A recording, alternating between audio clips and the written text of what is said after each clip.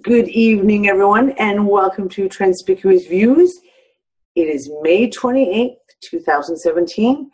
The very first UnFuckers Gathering here in Malta has just come to a close, although we still have a few random UnFuckers wandering around the island, I will say. Or the other island, the big island.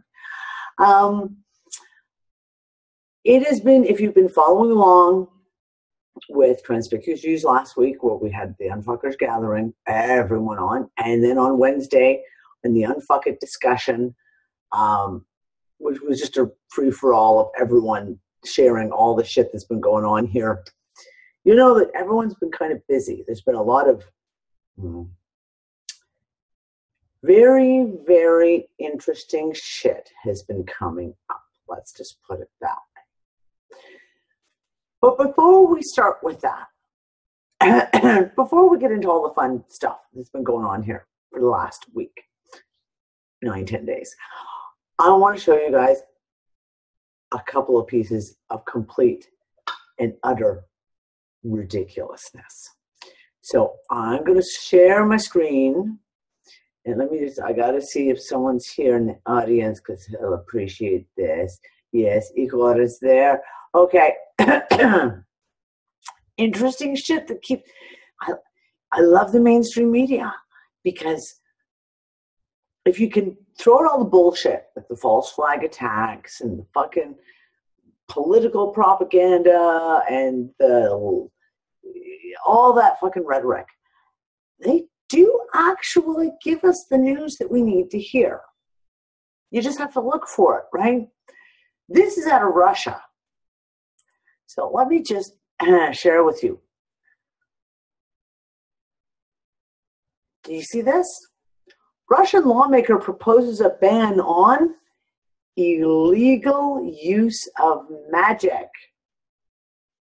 Now, of course, the very first thing I said to Igor was, okay, dude, you got to help me with this, because if there's illegal use of magic, that obviously means there must be legal use of magic, because if there's some that's illegal, there must be some legal stuff. And can we have a definition between the two? Now, this bill has kind of already been poo-pooed. Putin's political party has already said, we're not going to support this bill, so it may be dead on the water as soon as it arrives. But really, really interesting. What was interesting is, so I go searching around to find more, because I'm doing the Google Translate shit on all the Russian stuff, which is a pain in the ass, and you get really bad translations. I probably drove Igor completely nuts all day today going, but what does this mean? Because that doesn't make any sense. There was another article. So this came out, let me go, May 19th. Is when this article came out.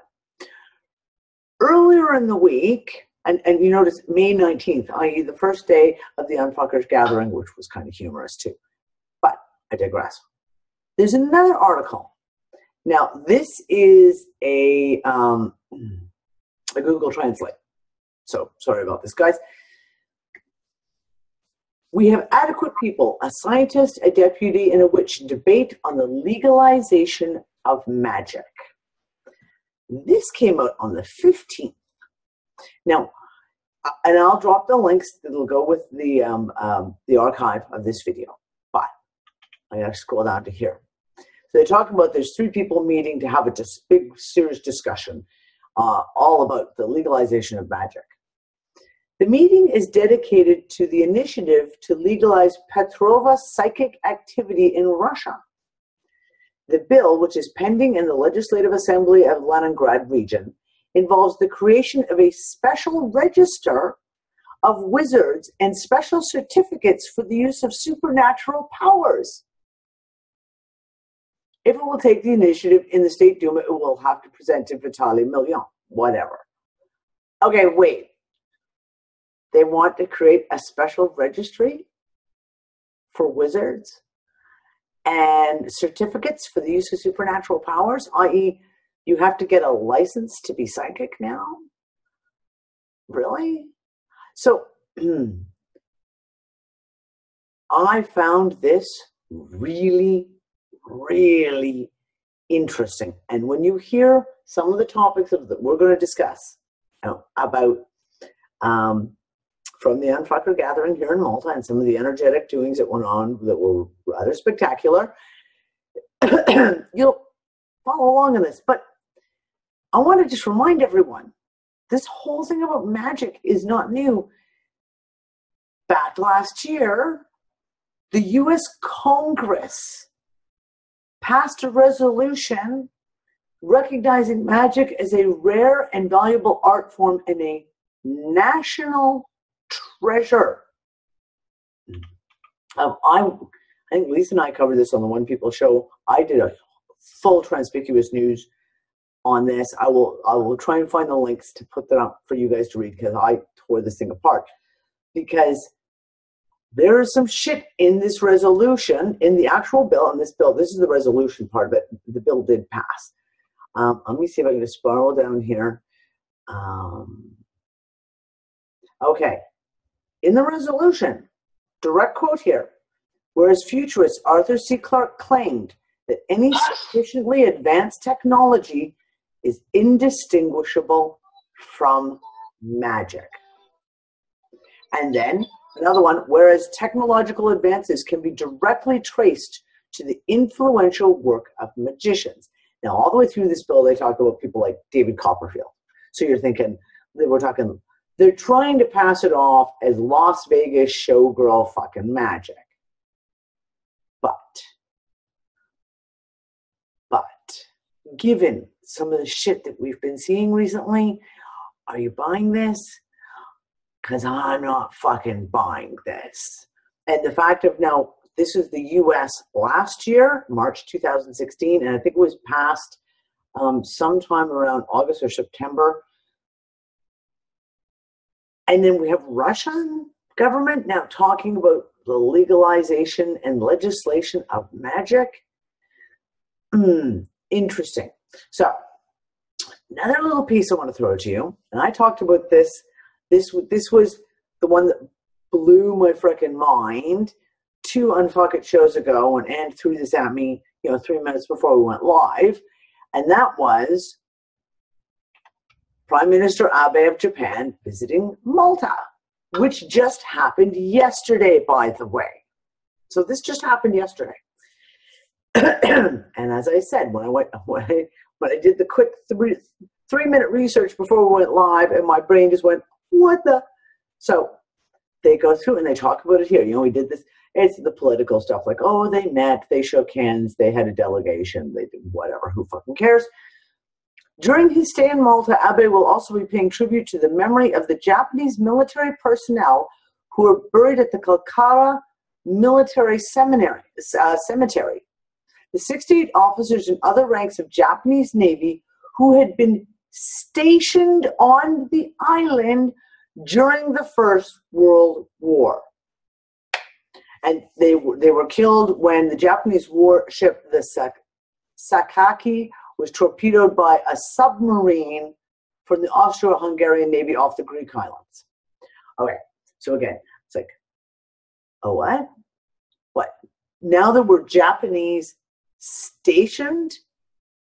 warships stationed in Malta during World War I? Yeah, I don't fucking think so. No. As a matter of fact, I definitely know that this is from some other fucking wild dream reality, because holy shit. So, another little piece that's interesting, and I'm only going to touch on this just briefly, and that is, of course, the whole that false flag shit in Manchester. And the fact of how Theresa May, they closed down no more campaigning just before the British election. Theresa May is going to win this election. She's going to win it. And this is the whole plan. That was the whole plan of being able to do this to begin with. Stop all the campaigning, make her look like the good guy. Look at what she's done. She saved the country from all these terrible terrorists. Interesting though, Malta has a snap election on this weekend. And it all started due to a Maltese blogger here who has been pretty outspoken on a lot of the corruption going on in the Maltese government, who implicated the Prime Minister's wife and brother, I think, in a massive scandal, which has forced an election. Or has it forced an election? Forced an election. I find it very interesting. Again, the Maltese election is now happening right at the same time as the British election. Right at the same time. Yeah, a little bit of history there. Now, the next thing I want to show you, I have a good friend here, the gang who all came over, they all met Mushi when she was here, she's an exceptionally good photographer, and she has a really good camera with a really good lens on it. And she took some photos in the last week. Now, I posted in the UnFuckers room the picture of the sunset that was yesterday, last night's sunset. And the sky was the most incredible shade of magenta red I've ever witnessed. Let me see, I've seen some serious sunsets. This was incredible. But the photos she took that I want to show you are the kind of photos that our Jailing would really, really like to see. And a lot of the other UnFuckers about the sky, the moon, the stars. And she captured a couple of things that are like, yeah, NASA, we'd like an explanation. So I'm going to show you a couple of things, a couple of pictures. Give me a second here. Okay, so this is last night.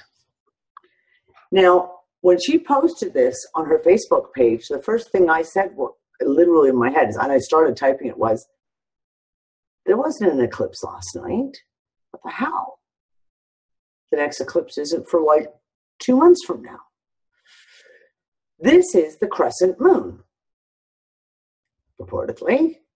And she just happened to capture it at just that moment where the moon is still, and you can see all the craters and all the, all the distinguishing marks of the moon. But isn't the crescent moon, the brightly lit parts of the moon, is supposed to be where the sun is reflecting on the moon? So I don't know about you guys. I find it very curious as to the fact of why it looks like there's a big lit up orb behind the moon. And you can very clearly see that the moon is here and that the light juts out and around and then comes back in. So there's the first one. Like, not quite sure what the hell was going on with the moon last night. Now the next one, these pictures were taken in succession within, let's say, a minute, maybe 2 minutes. About a week and I didn't have a chance to find out from her exactly the date, but it was about a week and a half ago. She likes to take pictures of the moon. And I do love the fact that you can in her shots, you can almost always very clearly see, like the belly button of the moon with the perfect slices and lines where it's divided, where it looks like it's been welded together like a ball. Interesting enough. So she takes the pictures, and she always blows up her pictures just to take a look around, especially if it's in the sky. Let's see what we can find. So the succession of shots, we've got, first she sees this little red dot right over here. She goes, well, that's interesting. Assumes it's just a flare, some weird lens flare, right? And she looks at the next shot. And, sorry, here we are. There's the little red dot on the next shot. And then she looks at the next shot, and there's the little red dot here. And then the last shot, the little red dot is flying on off, just taking off into. So I just wanted to show you that one. I thought that was kind of really, really interesting. But the groovy photos just so happened the same night, while she's taking these pictures, Sirius, the star, is doing its disco, Las Vegas disco thing with all the colors flashing and flickering. So she puts on her really good lens, and she's like, oh God, sets up the tripod as well to try and get something good and stable. And she snaps this picture and blows it up. So here's the first picture of what you can see. Oh, hold on, I'm fighting with my chat here. So the first picture on this side, you can see this is the picture before it's blown up. And she immediately sees 4 light spots up in the sky. So she gets in, throws it on her Mac, blows the shot up. First of all, lovely rainbow colors all the way around Sirius, by the way, which I thought was kind of cute. But you can see that this isn't a lens flare. This is not anything like that. And she's got about 15 shots of this. And all these little 4 major lights are kind of all around that area. But I mean, this one down here in the bottom, you can see it has a 3D defined shape. This one up here at the top, you can see the defined shape. So we have no idea what it was that she captured on the pictures. Like I said, so this is a personal friend of mine. This isn't, YouTube, some random person posted something on Facebook. I can attest, these are untouched. Yeah, interesting photos. Again, wonder what was going on up in the sky that day. So I just wanted to share those just to kind of set the tone of the night. I just wanted to kind of share that shit with you because this shit's just getting really in your face, shall we say. So, yeah. And I'm just going to take a look and see what's going on here because the chat's going off completely. He was talking about DNA and Ancestry.com.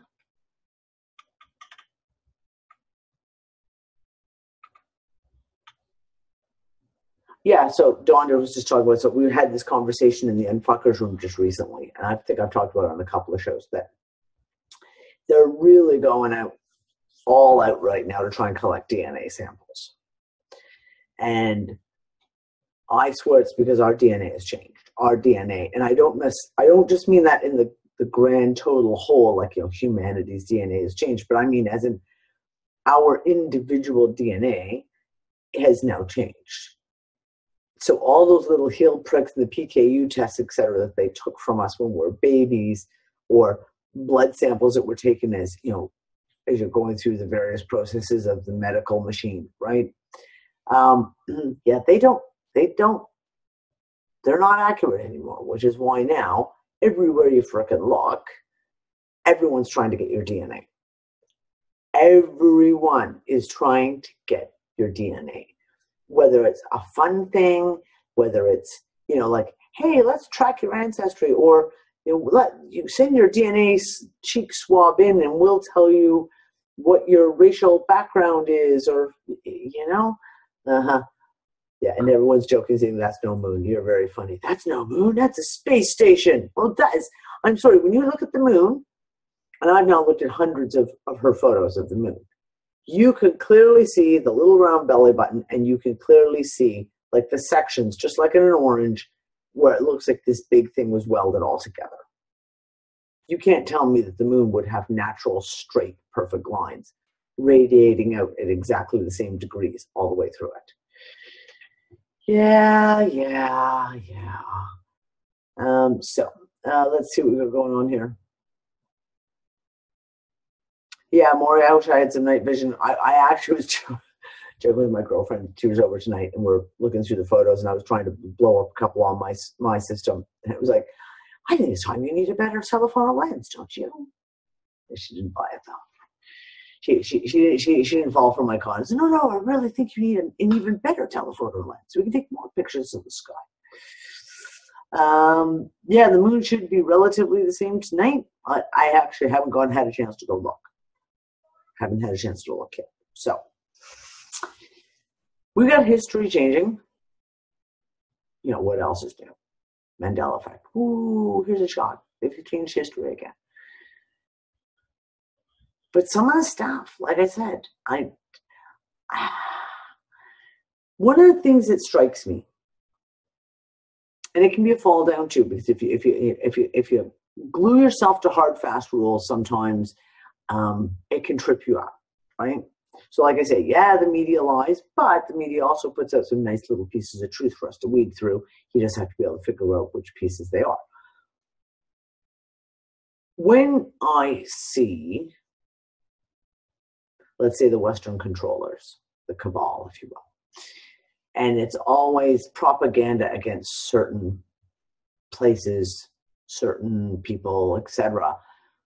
A lot of times you sit there and one of your first reactions is kind of like, okay, if they're saying it's bad, it must be good. Everything's the opposite, right? And like I said, that can lead you down the garden path if you're not careful. But one of the things that strikes me about Russia right now is there's so many things coming out of Russia. And it could be totally because my perception is skewed in the fact that I've got some great Russian friends who send me research and stuff that's always coming out. Therefore, I'm seeing more of that perspective. I can totally say that could be it. But in a lot of ways, we're seeing some of the biggest pieces of the puzzle, so to speak, are coming out of Russia. So things like a lot of the genetic stuff, a lot of the stuff about the language of the DNA, a lot of the stuff about quantum entanglement and quantum communication with regards to DNA. A lot of that stuff is coming out of Russia. Now, we're also getting a lot of other interesting shit, and it's stuff that I've talked about on previous shows. So things like, back in December, we talked about Tsar Nicholas, I believe Tsar Nicholas I, lending Abraham Lincoln 55 tons of gold, 55,000 tons of gold. I can't remember. It was a ludicrous amount of gold, in which they were going to pool the gold together and create the basically Bank of International Settlements, the BIS. But it would have been like Abraham Lincoln and Tsar Nicholas II working on this. We discussed this back in, I'm pretty sure it was December of 2016. And the whole bit being that all that gold sat there in the US and it was stolen by the Federal Reserve. And now the bill is due. So if you can imagine, the interest on 55 bajillion tons of gold is rather hefty. And no, the US can't pay it. Neither can the Federal Reserve. Russia keeps coming up. It's like a continuous thing. We have all the stuff about chronology with, leading the way in a lot of ways is Fomenkov and his new chronology and new history. But he's not the only one. There's quite a few coming up. Russia, the Ukraine, that have got some really, really fucking interesting information about history and about the fact that basically we've been completely fucking lied to. Completely fucking lied to. And I'm wondering, when you see the whole Cold War rhetoric, when you see what's going on right now, like literally everyone in the world. So to the point, it was in the news today on rt.com. The Maltese Prime Minister played the Russia card. They actually played the Russia card of being worried about the election because the Russians are meddling and the Russians are doing all this terrible stuff. Even Malta's playing the Russian card, right? So when you have all this thing that's anti-Russia, there's got to be a reason. And it's not, we can look at it on the surface and say, yeah, well, it's, the two counter controllers, right? Like, the big powerhouses are like trying to play king of the castle and who's king of the hill or whatever. But what if there's more to it than that? What if? Even from the historical aspect of things like treaties, the history of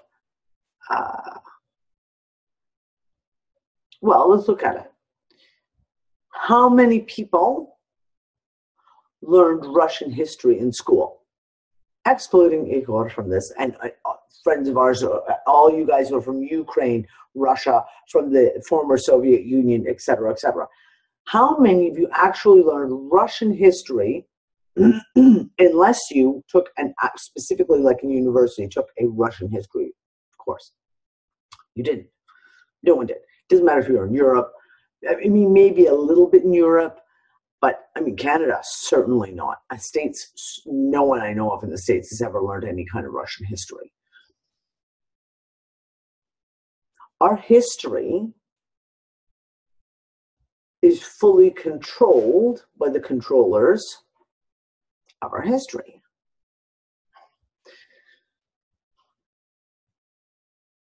And there's a lot of stuff that we have to look at on this, because the more and more this, I'll go traipsing off to other rabbit holes and go shooting down looking at stuff.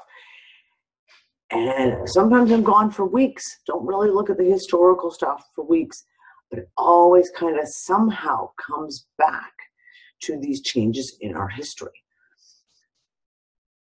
And when you look at what happened in Russia during the Russian Revolution,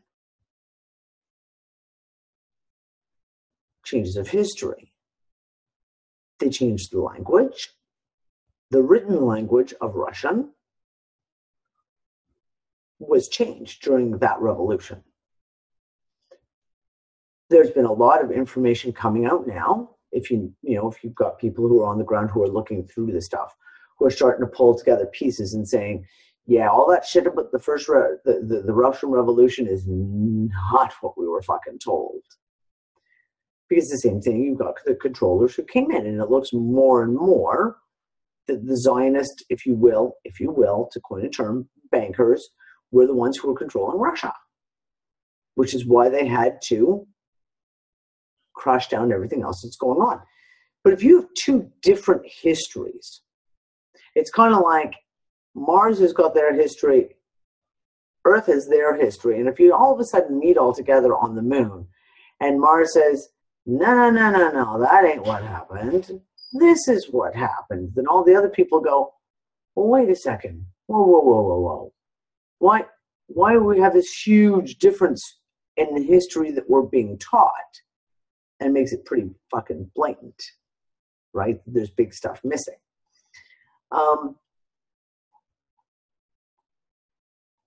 Political correctness is a Russian-Soviet invention, the news speak. Yeah. Why does that not surprise me?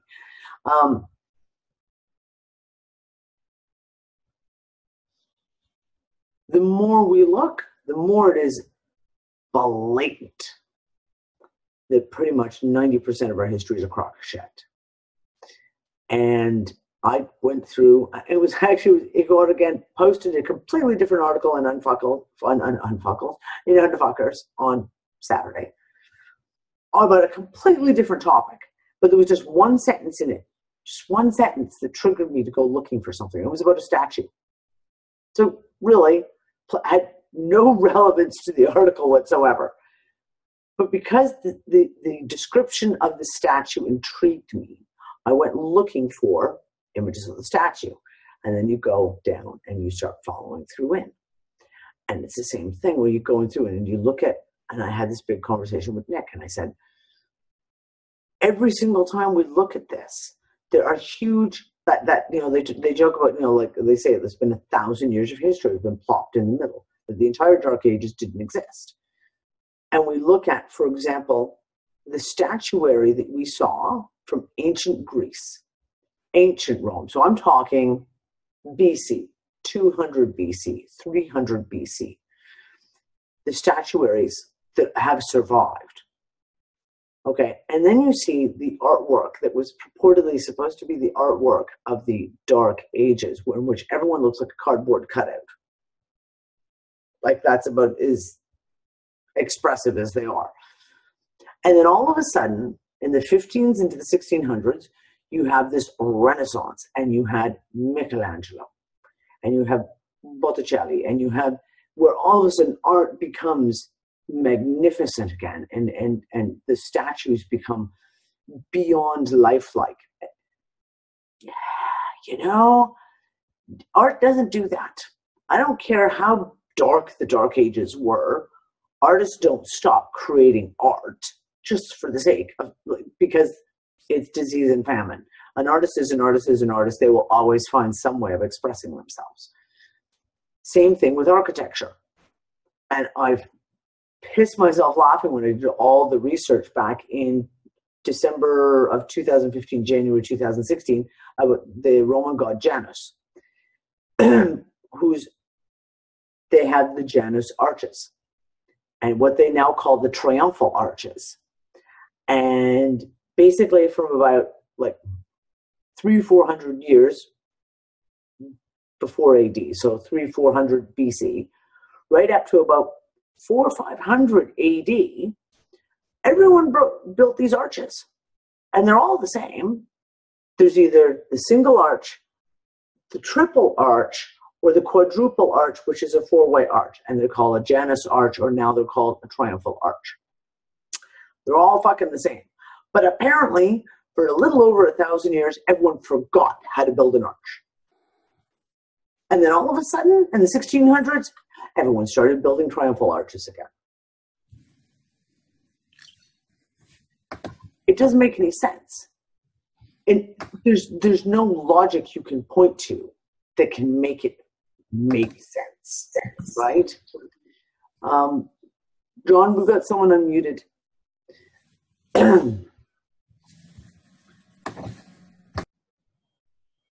If history is a lie, it is the backbone of everything that we understand. It's the backbone of everything that we learn. It's the backbone. When you can start questioning the very history you were taught, then you have to start questioning everything, from science to religion to politics, especially politics if you're talking about history being changed, right? You can't hide this, and yet they are. They're continuously trying to hide this. So going back to what I was saying about Russia, if there is all this information starting to come out of one single place, and perhaps this is the kind of information that could spread into other areas, i.e. things like history, that could start, hey, we've got the internet now, and we have Google Translate. It sucks, but you can still get the basic concept of what's being talked about in an article.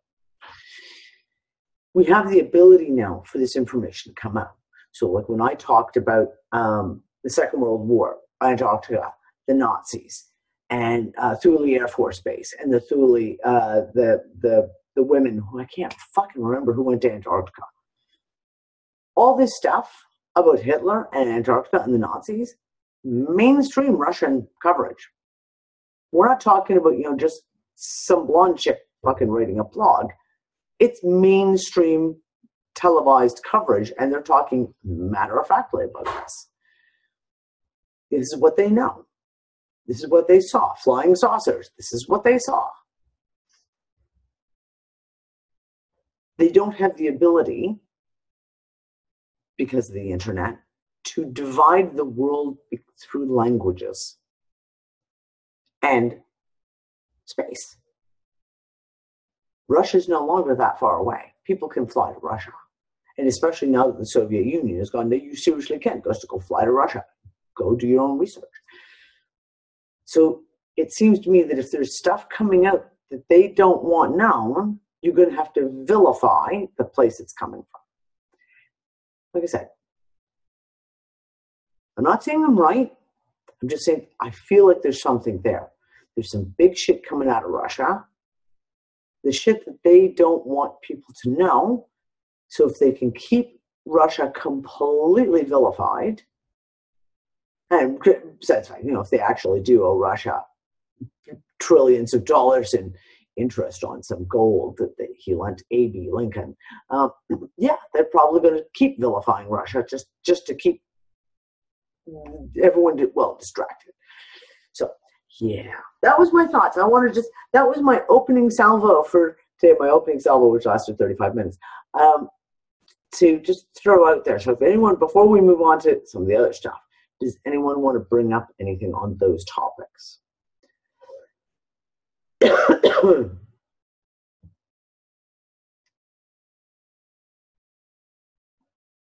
Oh, yeah, and keep the folks chasing their tail, watching the bread and circus events.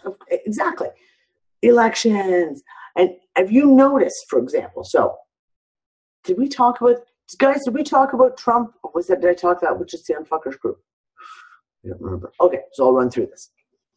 While the UnFuckers have all been gathering in Malta and all this shit's been going on, you got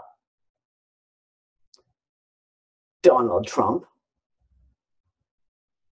going to Saudi Arabia. Going to Saudi Arabia. Donald Trump going to Saudi Arabia. And he gets this fancy gold chain, just like all the presidents get. And there was a big hoo-hurrah about why his wife and his daughter did not wear head coverings, and half of it was split half and half. People like they should have had respect, and those are saying, no, fuck them, they shouldn't have to wear the head covering, whatever. Then, that was last weekend. I think it was Saturday, Sunday. On Monday, Donald Trump flew Air Force One directly from Saudi Arabia directly to Israel. Now, this is a major piece that most people didn't realize. There has not been a direct flight between Mecca and Israel in something ridiculous like 35 or 40 years.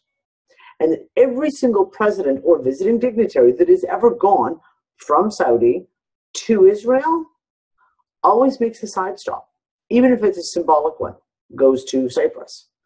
Even if they just land for 5 minutes and then go to Israel, because symbolically there is no, purportedly, they would like you to believe, no communication between Israel and Saudi Arabia. So then Trump goes to Israel, meets with Nettie the idiot, and goes to the Wailing Wall in Jerusalem with his little yarmulke on. And, oh, by the way, did you know that both his wife and his daughter have converted to Judaism? Because I didn't know until I read the article out of the Jerusalem Post. And they go to the Holy Sepulchre and church in Jerusalem, which is, of course, where the tomb of Jesus Christ is. This tomb that I've never fucking heard about, that no one from my reality has ever fucking heard about, because in my reality, nobody knows where Jesus was buried. He certainly didn't have a fucking tomb in the middle of a massive church in Jerusalem, but apparently it's there now. Yeah, Milena's not Catholic. She's a Jew now. She's actually converted to Judaism. So go figure. They meet there, and they meet with all the heads of the Christian community in Jerusalem, and of course the heads, all the rabbis of the Jewish community while in Jerusalem. From there, they fly directly over to Popey Poo, and they all go visit the Pope. Now, like I said, you cannot tell me Saudi Arabia, Mecca, capital of Islam, purportedly, kind of, sort of, but officially is the capital of Islam. From there, they go to Jerusalem, which is the capital of Judaism. And from there, they go to Rome to visit the Pope, which is the capital of Catholicism. And, like, no one finds this highly suspicious, because I was just like, really? And all this happened in the last week. Yeah, I have no doubt, Tom, that Ivanka's husband is totally a Mossad plant and all the rest of it. Don't have any doubts at all. Yeah. So you had all these meetings. But it wasn't just Donald Trump. There were several foreign heads of state who all were in Jerusalem in the last 4 days. Several. Yeah, touring the Abrahamic religions. That's what I called it, Brianna. Exactly. Oh, he's doing the Abrahamic tour. How delightful. So throw this into the pot of everything else that's been going on this week. Politically, right? All this bullshit. And you have this little, his very first, Donald Trump's very first trip abroad, so to speak, like major trip abroad, and he visits Saudi, Jerusalem, and Rome, the Vatican. Interesting. So, yeah. You know, because it's not like this week hasn't been totally surreal anyways. Throw that on top of it and you go, well, that was fucking interesting. Yeah, the Trinity, Mia? Yeah, that's kind of, yeah. No, he did not kiss the Pope's ring. I don't believe so. What do I know? Igor, I'm telling you, with the whole thing about Melania Trump having converted to Judaism was in the Jerusalem Post. When he was there visiting, it was Melania and Ivanka had, is it Ivanka? Ivanka? I can't remember, between his daughter and his old ex-wife, one of the old ex-wives. I don't have a link now. I had one. I'll try and see if I can dig one up though. Okay. Oh, there goes Grudimus. Is it time for nighttime walk? Yes, at night. Let's go. Okay. Go for a walk, Grud. Okay, so hold on. Earl, you have your hand up. Do you want to come out and ask me what you want to talk about?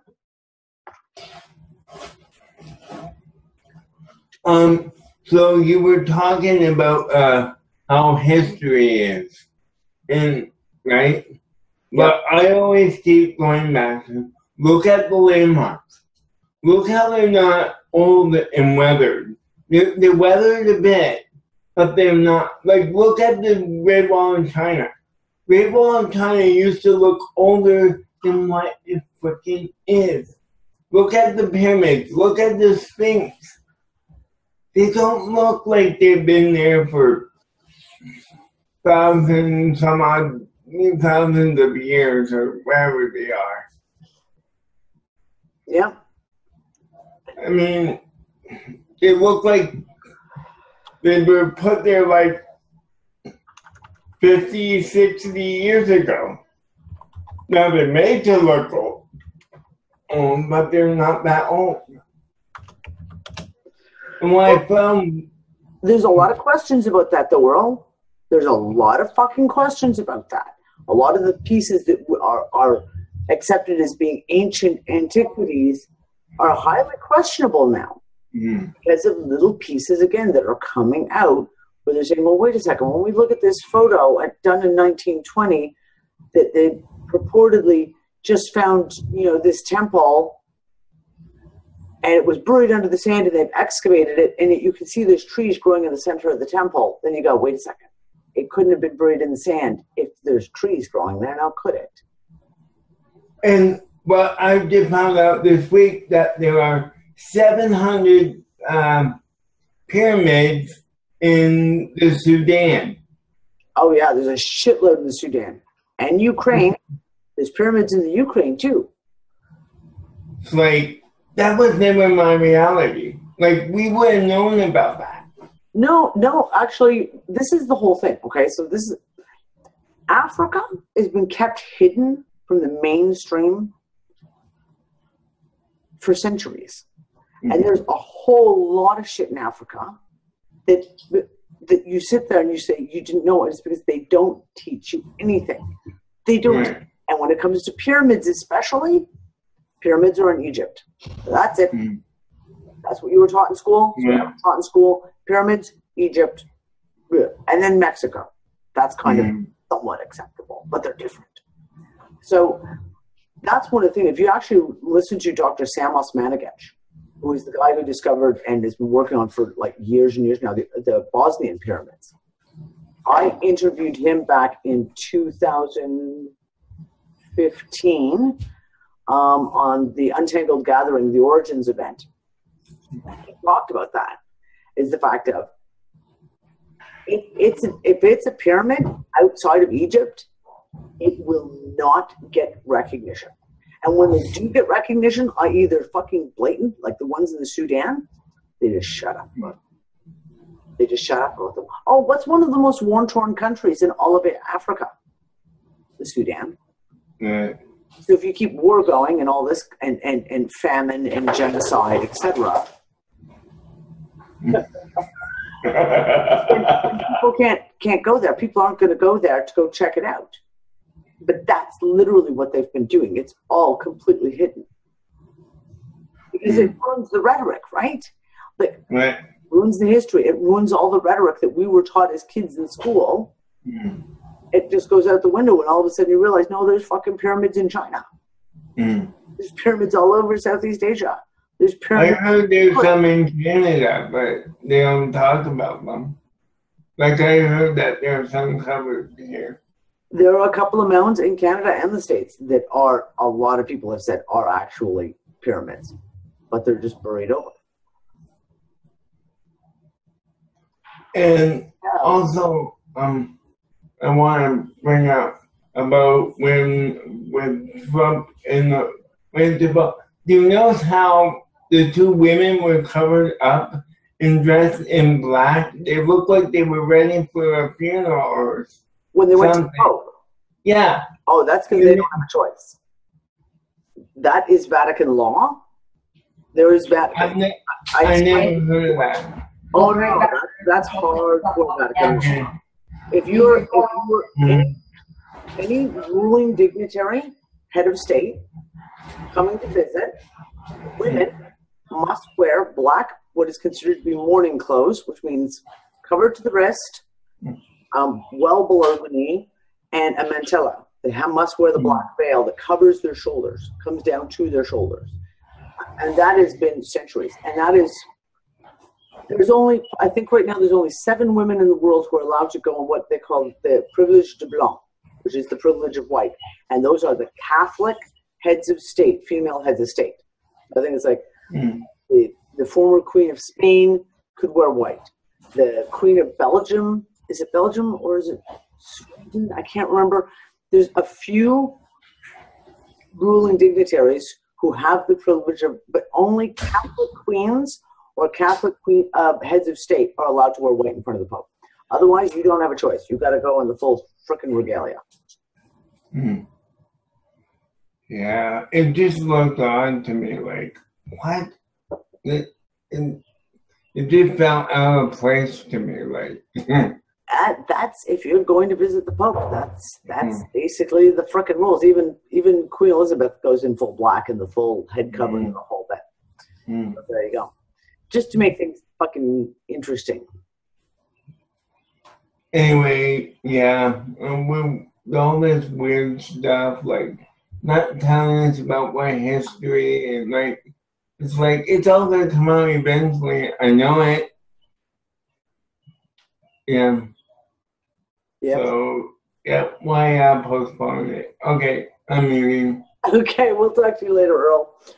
Okay, so I have to do an inventory of who we've got here because we've got quite a few of the group who are here doing a lot of the energetic doings are here with us tonight. So I'm just going to do a quick look to see who we've got. I see Peter, but I don't know if it's Peter Vendrell or if it's another Peter. Okay, so you guys heard all kinds of it's the real Peter. I told you. I'm just making sure. Just making sure. Right you are. Okay. It's Peter the Troublemaker who's with us tonight. We've been joined by Peter, Mr. Trouble. Thank you. Thank you, sweetheart. If you want to turn your camera on, you can. It's up to you. Totally up to you. And the rest of the gang, Claire's here, and Anne is here, although Anne, you missed all the excitement. Let me go through the list here and trying to see who else is here. Jenny is here, and Mercedes here, and we've got Peter and Curtis. Are you in there too? Well, Curtis was there, but he's gone. Oh, he was there. Okay. So through our little adventure time, we've been giving everyone updates. So like Sunday Transpicuous Views, we went through all of that last week. And then on Wednesday, we went through all of that. Now, unfortunately, one of the people who I want to talk to, he's having family time, so he's not here tonight. And we'll get into the discussion of the fairies, because that's become very, very relevant all of a sudden. The fae, or should we just say the magical folk? The magical folk is all of a sudden becoming, again, very, very relevant. So, Peter, hi, darling. Do you want to give us a little bit more of an update, or Claire? I don't know which one of you wants to discuss some of this stuff, the latest of the. Well, you better ask Claire. Or Edward isn't there. No, Edward's not here. Yeah. So I will give just a brief little lead into that. Well, the only update I can give you is that the energies have changed totally where I live, and I can see people different, but that can be me, that I have different glasses on, or that they have fallen off, something like that. So I really don't know. But today I've been looking at what I can start dowsing on, what kind of points, like, douse on humanity, douse on the authentic sea, on the authentic air, which we haven't been doing a lot of. Like Claire said, the authentic fire, stuff like that. Let's see if it's here. Yeah, it's here, but if it's here for the full 100%, I don't know. I don't know. Well, we said this on Wednesday. It's like all of a sudden you need a new measuring stick. Sorry? You need a new measuring stick now. Oh, yeah.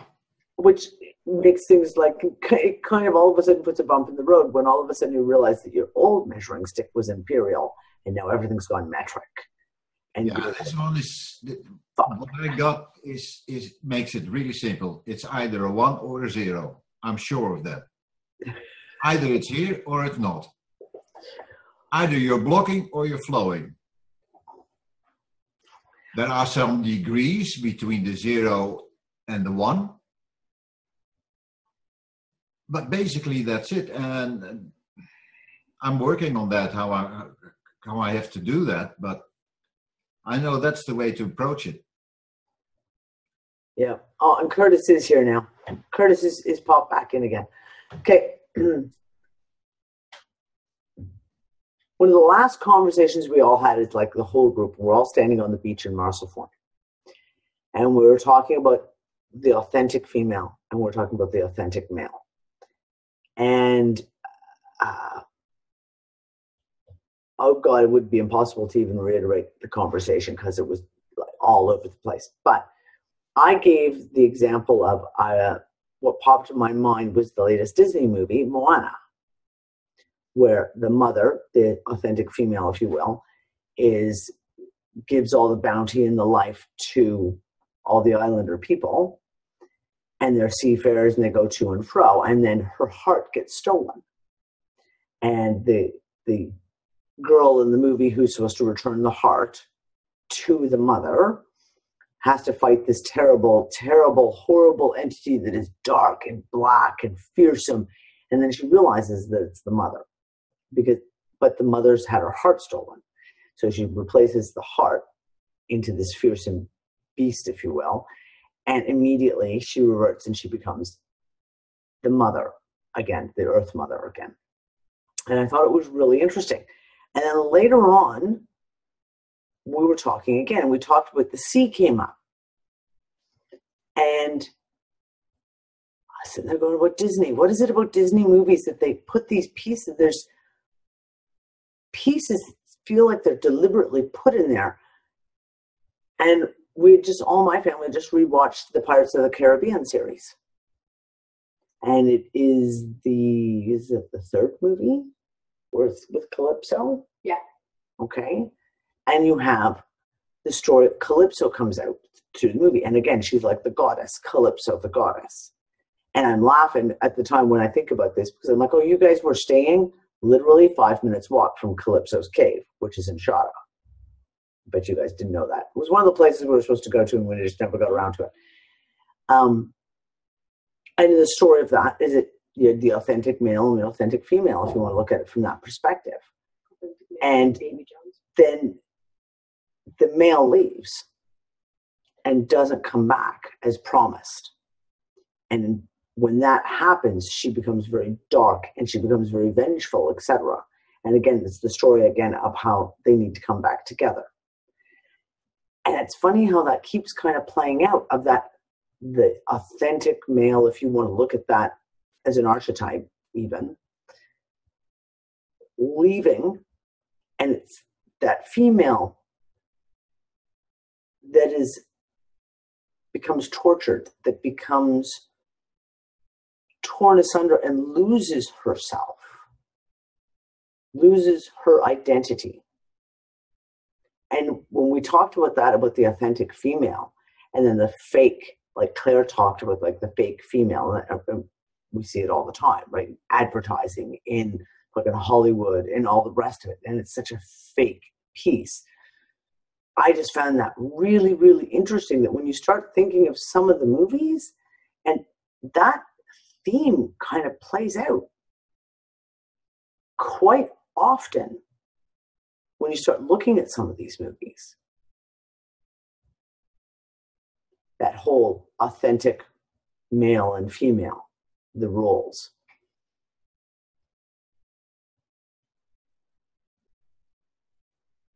So Claire, I wanted to know if you've got anything more on that specifically, because that is something that just keeps dancing around in my head a little bit.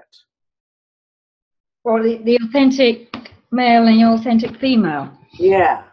There's like a little piece there, and I can't quite put my finger on it yet. But there's a piece there. What has happened is a flip in thinking, so that my focus is now on the authentic light and the authentic dark. Uh-huh. And what this won't be very articulate because I'm falling asleep, so bear with me. The picture that I have been getting, where I've been doing soul retrieval, is a pattern of information which is presented in a way to help me understand, but it was quite difficult to realize I should just take the theme and not the literal timestamp or the literal metaphor that I was being shown, because I was mistaking the metaphor for the actual story. Yeah. But the theme that has come up in probably at least two, maybe three sort of group soul retrievals that I was doing in work with a friend of mine, was of a group doing an experiment. And what they were seeking to do was experiment with the light. And the picture that I was seeing was like an energy that flows a bit like a sea serpent, a sea snake, which is the light and the dark. So the head would be the brightest part and the tail would be the darkest part. But it's all one being in terms of an energy of light and dark and graduations between them. And this group that wanted to experiment with the light, they wanted to make the light as bright as they could. So what they decided to do was split this dark light being. Now, maybe that in our discussions, I don't know whether in the discussions just within the group or more publicly, we've actually managed to touch on that. But there was this, the experiment that they wanted to do was split the light and the dark. so that more of the light could be concentrated in a form. But they knew that they couldn't do it with the authentic being, which was the light and dark. If you think of everything as being instead of thinking of consciousness, I always found it difficult to say everything is consciousness, because I find that hard to earth and really know what that means. So I look upon it, everybody is a person, and a dark light is a person. And the people who wanted to experiment with this, they couldn't get the authentic dark light to agree to having itself split in half, just for fun, just as an experiment. So they decided to bring in an inauthentic dark and light. And this is where I know you saw that, Danny. Edward played this song, the Sounds of Silence. Yeah. And there's a lovely phrase in that, the neon god, talking about the neon light, the fake light. So that they so they brought in, or they manufactured, or it already existed somewhere, a fake version, a synthetic dark light, in order just to experiment. Well, we'll do it with this thing that we've just invented, because it would give us some test of what would actually happen if we split the real authentic light. So that's what they split, and they created this monster. They created a fake light that was very, very brilliant, and they also created a polarity of a fake dark that was very, very dark. And in the metaphor that I was being shown, they showed it originally, not through my eyes, but my friend's eyes, as a test using a nuclear weapon, for example, nuclear testing. And the explosion that happened on the back of that was beyond anything that they anticipated. And it wiped out a local village. So it killed people. And it needed to be contained. And my friend saw it as it being covered up, and the village was covered up. But I now see covered up as in quarantined and isolated, and everybody who was inside that contaminated area was all sealed off. So that, in that sort of metaphor, we've got an authentic, again, an authentic light and an authentic dark, just as we have an authentic male and an authentic female, and we've got synthetic versions.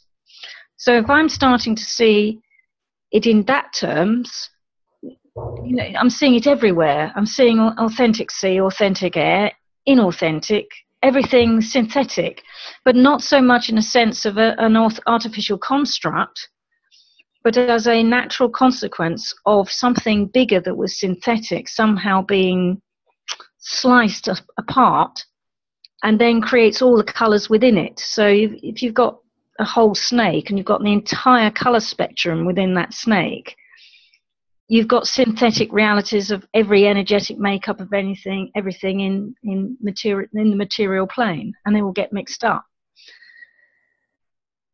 And that's as far as I've got on that investigation.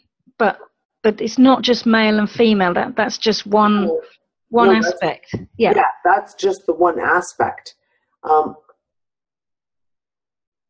But there's more to know. But the thing is, it's such a quantum leap to think of this, because what the conversation we were pushed into before we were really allowed to go through with opening this portal for all the fairy folk to come back, was that whoever was guiding us wanted us to understand that this was a group of people who did an experiment that went wrong because they were pushing the envelope of their research. And we were being told that if you fix everything, if the grown-ups come in and they clean it all up and they rescue everything and put everything back together again, we would still be left with a situation of humanity that is, the curiosity kills the cat. So the guidance we're receiving is saying, what sort of solution would you put on that? How would you stop humanity, or the curious people of humanity, simply saying, we know it went wrong, we know it went spectacularly wrong, but that's okay. We'll make a few adjustments and give it another go, and it'll be all right this time. And what we were being invited to say, this human nature means that some people would do that. So what is a solution, they were saying to us, as the ones in the situation, would we do to make sure that didn't happen again? So we were talking it through, and we would say, well, the solution we would do is we would create a holodeck that recorded as a computer game the entire disaster. Everything from how we were before it happened, all the characters that did it, everybody who was there at the time, and all of the consequences that flowed right up to the present time where we're getting some solution together. And that would be simply a holodeck. And anybody who wanted to experiment with the light was getting into those advanced courses where they might think about doing it, would be told, before you can do it, free will, in controlled situation, which we can discuss with you, but before you get to that, you've got to thoroughly understand what went wrong, and you've got to enter into this holodeck and experience the entire thing from lots of different points of view, and then see if you want to do it. And that's the solution that we came up with as a group. And it was only when we got that, and I felt a sort of relaxation when we'd hit that, and then said, yeah, now you can open this portal. And from that, I had this very uncomfortable feeling that we were actually living the solution. That we were in the holodeck that was created, and we were going through the entire experience of something that has already happened, has already been resolved, and we are the ones who are interested in experimenting with light or even learning about light, and we're going through that experience. And so that's the little place where I'm left, is, has it already happened and been resolved? If all time is happening all at the same time, as we keep saying, everything is happening at the same time, that we're living the solution at the same time we're living messing it up, and the same time we're living before it actually happened, all at the same time. Yeah. And then you run into the whole time paradox, right? Of like, time is irrelevant because time doesn't exist. So therefore it is all happening at the exact same time. And the holodeck is so fun. I love that you use that exact analogy, because I've used that for ages as well, of like, just a holodeck, which then gives you the reason why those within it looking through, or what they perceive to be outside of it, see all this binary code, see the matrix construct, because technically that's literally what it is, a construct. So I find that really, really interesting, and I'd love to sit down and have another conversation with you on that topic too, because there's a few things in there that are like very, very, very, very interesting. I do want to get to, because everyone's bugging me, they want to get to the fairy stuff. So I'm going to give as a brief a rundown as possible, because Edward's not here to give his story, his piece. So one of the people who is there here in Gozo with us for the UnFuckers Gathering has had, over multiple years, had contact with, on multiple levels, the fairy folk, if you will, the magical folk, etc. And during this last week, it came up for him again really, really strongly. And there was a job he had to do. And basically it was kind of put before him of like, well, when you finish this cycle and you die, the next cycle, you're going to be this person, this character. And then we're going to do the job, which he was like, no, let's just do it fucking now. Like, I don't want to wait for another fucking cycle. The time is of the essence. That doesn't exist. But, like, let's do it now. And then that is when Peter and Claire and all that gang over there who were over at the farmhouse worked to create the portal. So either of you, Peter, whoever wants to talk about it, want to give us a little bit of just a basic rundown of how that played out? I think Claire should do it, because she's much more into it than I am. Okay. Right. Just, Claire, I know you're exhausted. Claire has literally just gotten home hours ago. So thank you for even being here for this. But just very, very briefly, Claire, just to give people an idea of what it was, what the intent was with the creation of the portal. Okay. Do you know, I can't even think how we got there. And funnily enough, in our conversation that we had here, I'm pretty sure you guys all said the same thing.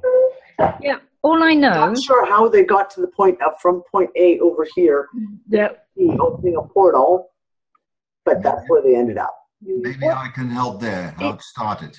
Okay. Okay. It started when we decided to make contact with the sea. And that is the moment that Edward really came forward and said, okay, but the fairies are getting very excited now. They want to be included in anything you are doing. And when we made contact with the sea and all the other stuff that went on there, that is still I think in progress. I haven't looked into it yet. He said that the fairies got very excited and almost broke through the portal when we decided that might be the portal. You know, you look at something, hey, that might be the portal, and then Edward said, yeah, they're trying to break through. They're so enthusiastic. So then we knew, okay, that's the portal we have to use later on. But it was the moment that we were working at the shore, well, you were there, that he said, yeah, the fairies want to come in. Okay, Claire? Yep, that's good. Maybe I should just start back a little bit, backing up how we got to doing what we did with the sea. Because we didn't cover that on Wednesday. No. It was still work in progress, and everyone felt that just needed to just sit and until we kind of had a better understanding. Basically, what happened is I came face to face with the frequency. And a frequency I wasn't able to look into carefully because for personal reasons, I didn't really want to see what that frequency was all about. But to put very briefly, people talk about humans walking around with no soul. And I was once told that there's 3 types of humans. There's the Pinocchio. There's the Pinocchio that has a Jiminy Cricket, meaning he's got a conscience or a conscience. And then there's the one that's a full human being, and there are stages. And with this particular frequency that I was suddenly looking at is that I'd gone one step down to something even more unsettling in relation to what some apparently human-looking people are like.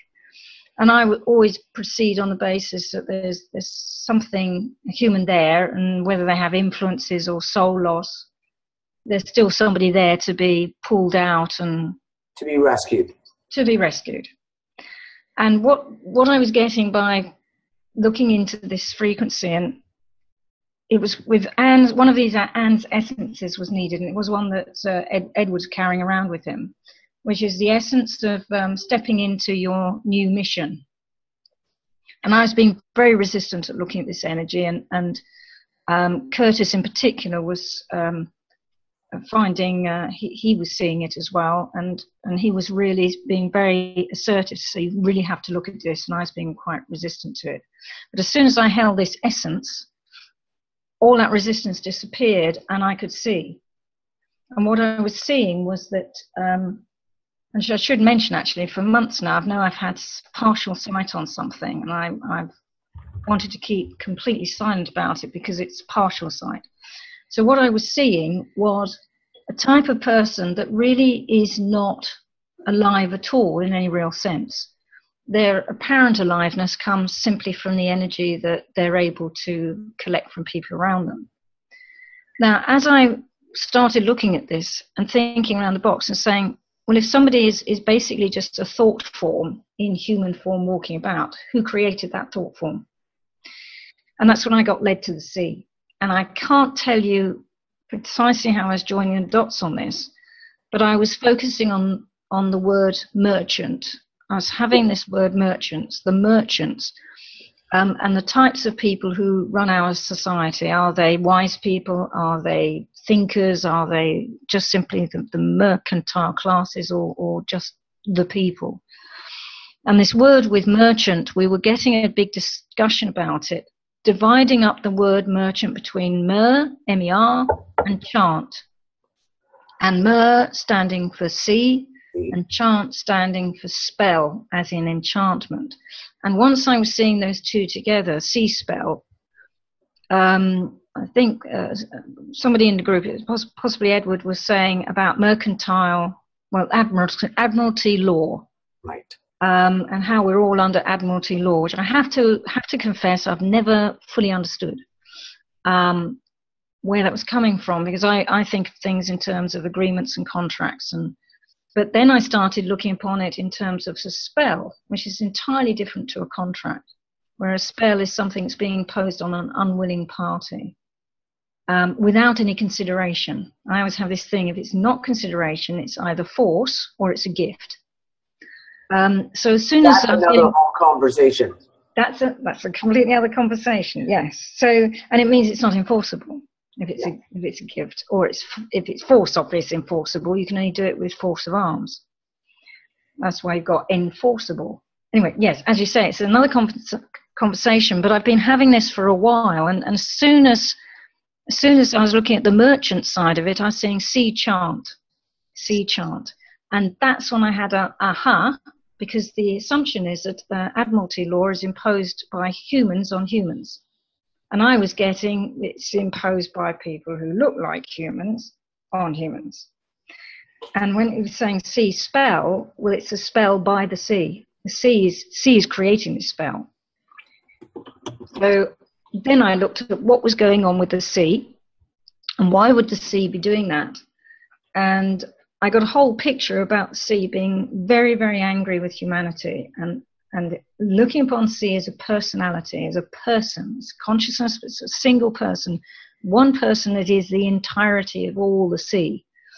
And that sea was angry with humanity because humanity comes into its realm with this mercantile attitude. This I want to make profit. A lot of the sea exploration is done. To go over, yes, for profit. All of the original explorations was to find alternatives for trade routes. Yep. Because the trade routes are monopolized on land and become very expensive. The spice route, for example, the Silk Route. So you've got this frequency, and then you've got all these ships, and then you've got all these shipwrecks, and then all the sea was saying, you dump your dead, and all your dead have got this frequency of profit, and it hated it. It's like somebody just kicking down the door and coming into your house and dumping their dead bodies in your living room, and setting up a market stall in your hall. That sort of attitude. So the sea was trying to destroy that energy where it was on land. Claire, hold on just 1 second. Igor has just popped something into the chat that is really fucking interesting. And it's talking about the sea, mare in Latin, Mary in Finnic. Then it goes on and says, Latin, Mercury is a major Roman god, being of the consensus within the ancient Roman pantheon. He is the patron god of financial gain, commerce, eloquence, messages and communication, travelers, boundaries, luck, trickery, and thieves. And so the Romans create this thought form, patron god of the sea, and what's he in charge of? Trade, finance, also trickery and thievery, which goes hand in hand with trade and finance, right? I just thought that was really, really interesting. Very interesting, because where I was getting from is mare, being in a number of different Latin languages, the sea, and it's projected as being female. But we later in the day got into a role play, and the sea is male. It's a male personality. So we've already got a twist on that of the mare. I mean, the English language, which is supposed to be made up of German and French, doesn't use the same word that German and French uses of this, the sea being the mother. So the next thing that was happening with this is we wanted to heal the sea's anger, because I was really getting a strong sense that the sea was responsible for the fall of Atlantis. There's different explanation. It's a comet that came in and caused the seas to rise, or it was an experiment that went wrong, that somebody was playing with crystals and cracked open. Each of those could be true in a certain timeline with a consequence, but at the end of the day, it fell into the sea. So that was the next step, was to say, well, how do we heal the sea? And Mary came up with a lovely German song, a sort of lullaby. And it is in English as well, but the song is better in German, to be honest. But it's something like the sea is flowing and growing, and it's all about the land carrying the child, which is the river, back to the sea, which the implication is that it's a mother carrying her child, but it's actually the mother who is the land carrying the river, who is the child of the sea, back to the sea, back into the arms of the sea. And the healing was happening because when, just to paint the picture for everybody, is what we were seeing is that the sea rose up, it broke through the land barrier into the basin that used to be land that is now flooded Mediterranean. And that land had rivers running through it. So the sea would consider the river its child, because the water rises up because of sun and forms clouds and then drops down as water, and then that water goes back to the sea. So it's this cycle. The sea would say, those are my children. So the sea effectively drowned her own children and denied them an independent life in that basin. So we wanted to do a ceremony to heal the sea's pain, really. And the way we decided to do it was to use some mineral water to put into the lovely swimming pool that we had. This swimming pool that we had in this backyard of this farmhouse was an integral part of what we were doing. So we did a little ceremony for that.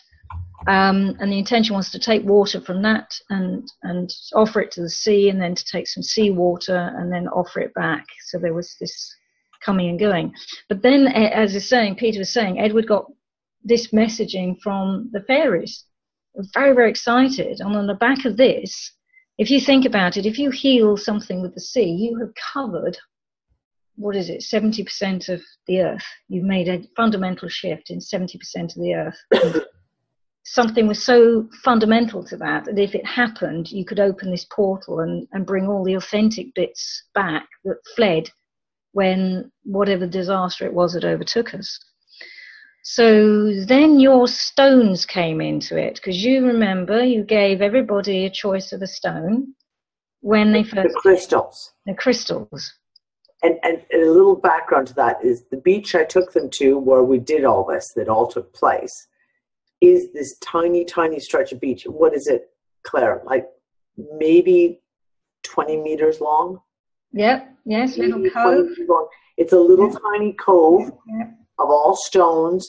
The water, everything is completely different than anywhere else. And it is the only place where I have found these crystals. And they're calcite crystals, and they just wash up on the shore. And I gave everyone in the group, I said, brought a bucket full of them. I was like, everyone needs to just pick one. Just find the one that's yours, and that's yours. So that's the beach that I took them to when it was decided that we needed to go do this stuff with the sea. That's where we went. And the crystal that I had, I just had it carrying around in my pocket, and I pulled it out a couple of times, and I thought, do you actually want to come back to me, to green and pleasant, but rather wet, Britain? And it says, no, I want to go back to the sea. I want to go back to the sea. So I thought this would be good. I could give a little offering back to the sea. So we all congregate down there. We do our little ceremony with the swimming pool, and we go to the sea, and we wade in there. Different people did different things, and Danny was scouring for more offerings of crystals. Peter waded in a bit, and he found 2 rocks that were wonderfully representative of, again, this male and female split between Gozo, which is female. This is what Francis told us. Gozo is female and Malta is male. And there's a little island between the 2 of them, Camino, which I was looking upon as neutral, actually, if you want to look at those positive and negative in electrical terms. Yeah, in electrical terms. In electrical terms, which is another conversation. Another whole conversation. So Peter and I stood between these 2, and of course male and female energy, where Edward rolled up his trousers and waded a bit further, and he was going to offer this water to the sea. And at that point I felt it was very important for my little stone to just drop into through the water, and I had to lower it very carefully, because the sea was sort of, what is this? What are you doing? What are you doing? Let me feel into this. And then finally it sort of touched the ground there, and I suddenly got at some point in this, I got a feeling about the earth, that the land, not the earth, sorry, correction, the land, that the land could be an intermediary between these 2 sides, are basically at war with each other, the sea and the people. And it was indifferent to this. It was saying, well, you know, I don't care. I'm not helping. I'm not hindering. But as I touched this stone, it touched the land, and the land changed its attitude. And it was like, you know, if you can imagine these all being people, forgetting about the fact they're given these labels of land and sea. And the earth said, oh, well, I'll contribute a bit. I'll be an intermediary. I'll sort out, mediation boardroom where you can meet, and then make cups of coffee and let you talk. And the sea, as soon as this stone touched the land and this connection was made, said, I will connect with the fairy. And he meant Edward. I will only talk to Edward. I'll only interact with Edward. And when Edward was further on with his bottle of seawater. So we finished all of that, and we sort of came out, and I suddenly got some sense that, because you, Danny, you were finding these extra crystals popping out and giving them to me, and I was getting a sense that each of these little crystals should be, in a ceremonial way, or a very gentle way, be used as connection points to other things that seem to have been separated. So one would be between the land and the rocks, the land and the air, the sea and the air. And I was putting these around different places. And every time Claire would say, oh, an intermediary between the sea and the air, I would look down, and right at my feet would be another crystal. And I just bend over and I pick it up and go here. And then she'd go on, she was sitting there thinking, going through and discussing some of this. And as soon as she'd come up with another one, same thing, I'd kind of look down and go, oh, look, here's another one. Here you go. I have another one. We even had one between the land and the vegetation, because there was a bit of sort of what looked like seawater that had washed up but then died and sort of dried out, and you had its essence still there. And even intermediary between all these different states that all had somehow been separated and stopped talking to each other. So we did all of that. So that was a really big thing then. That was one doing, and that finished and completed. The next part of it was a role play, because the land really came to the front, and it suddenly stopped being anything to do with the sea being angry with humanity. There was a thing with the land. So we decided to do a role play, and Peter volunteered to be the sea, because he loves the sea, loves living by the coast. And Gail volunteered to be the land, because I'd noticed there was this big rock with a hollow out in the farmhouse, and it had really sand in it. And Gail had been putting a hand in the sand, and I was thinking, and she was quite interested that she was drawn to do that. So, right, you are the land. And they played out this role play, and the land was scared of being inundated again by the sea, and said, well, I'm scared of this is what's going to happen, but whether the sea comes back and we reconcile, that's entirely up to the sea. So then we go over to the sea, and the sea's got an attitude that this was a one-off thing, you know, I'm not going to do it again. The land gets cleansed in a natural way. We occasionally have flood, we have some rain. It's not a big deal. But there was this sense constantly of there will be another flood. There will be another flood. There has to be proper cleansing. It has to be a flood. And the land is scared of that. And then Edward sees that this is a relationship between two people who are not communicating. And he says, does it have to be that way? And he says, does it have to be that way to Peter as the sea? And the sea says, no, this is a misunderstanding. You can cleanse the whole of the land without all this flood business. It's a misunderstanding. And suddenly you've got this reconciliation between two people who are people, but they just happen to be the sea and the land, and their lack of communication has a consequence for everybody who lives in their realm.